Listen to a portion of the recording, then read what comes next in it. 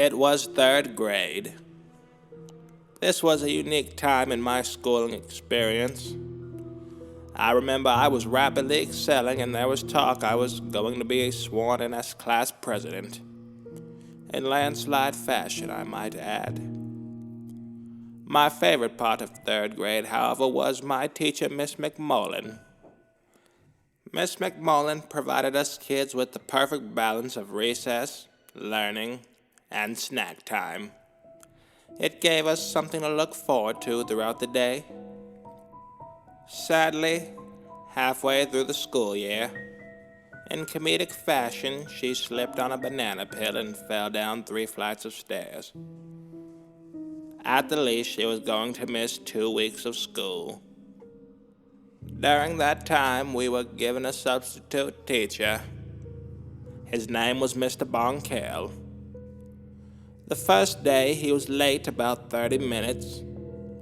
Us kids began to make jokes that perhaps it was because he was a poop head.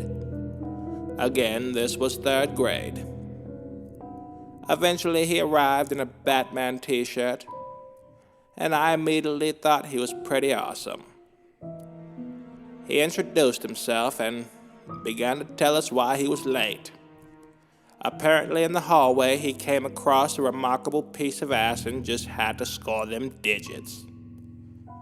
During his rambling I noticed it was 10:45. That was our first snack time of the day. I lifted my desk and pulled out a peanut butter and jelly sandwich and began to eat it. Mr. Bonkell's face was stricken with rigor mortis. He quickly collected himself and calmly asked what I thought I was doing. I informed him that it was snack time, and my good buddy Carl said, "Oh yeah, snack time." He pulled out a chocolate chip cookie his mother packed for him. Mr. Bonkell didn't like that at all. He grabbed Carl by his shirt and lifted him from his seat. He proceeded to tell Carl he was a terrible person and disrespectful. He told him he was about to catch these hands if he ever pulled some shit like that again. Carl said he was sorry. Mr. Bonkell calmed down and he let go of Carl's shirt. He then asked the class if we could guess what his favorite cookie was. It was quiet, but eventually someone guessed. Snickerdoodle? Good guess, Mr. Bonkell said, but no.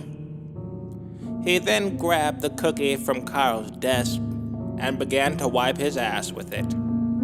He pulled out what was left, threw it at Carl, and with what was honestly genius comedic timing, said, "Chocolate strip."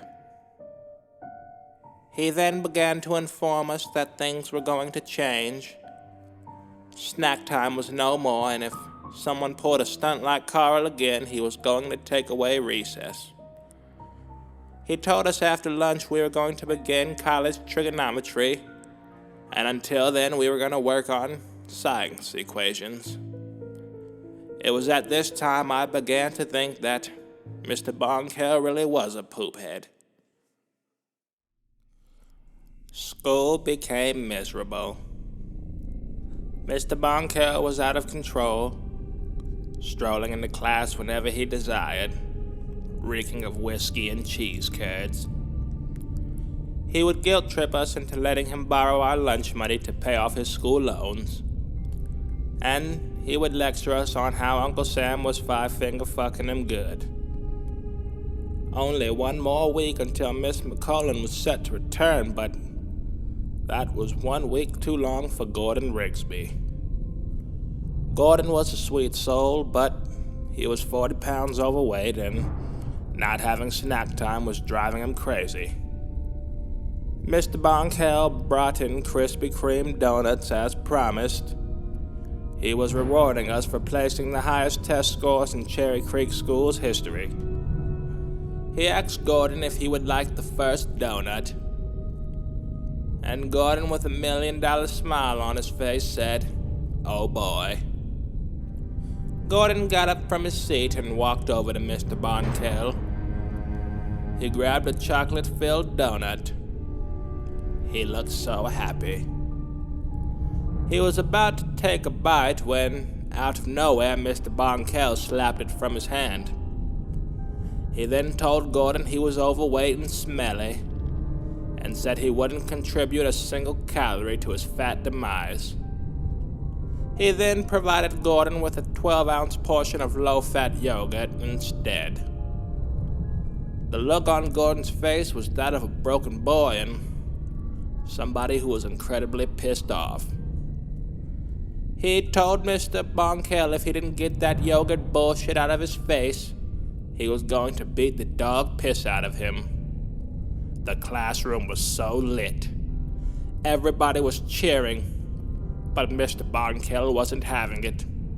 He said if we didn't settle down, we'd all have double detention, and he wasn't joking. His eyes then focused on Gordon. He said, "Listen, you tubby fuck. I hope you have room to eat those words. Flagpole, 3 o'clock. Mr. Bonkell straightened his tie and said, "Enjoy the donuts, children." He proceeded to sit down, staring at Gordon the entire time. Eventually, it was 2:55 and the school bell rang. Mr. Bonkell said class dismissed, and that he would see Gordon outside. We all headed to the flagpole, eagerly awaiting what was going to be the fight of the century. We waited for what felt like 15 to 20 minutes, when we realized he wasn't going to show up. Curious, we returned to the classroom looking for answers. We stumbled in on the janitor and he asked what we were still doing here. We explained that Mr. Bonkell was going to catch an ass-whooping at the hands of Gordon, and the janitor said that explains a lot. About 10 minutes ago, I came in here to begin cleaning, and Mr. Bonkell was in a rush, gathering all his personal belongings. He paid me $20 to help him load up his car, and then he drove off. We thanked the janitor for this information and left. Nobody knows where Mr. Bonkell ended up, but we do know why he left, and we were pretty sure he wouldn't be returning. Mr. Bonkell, let's not meet again, or I might have to call Gordon.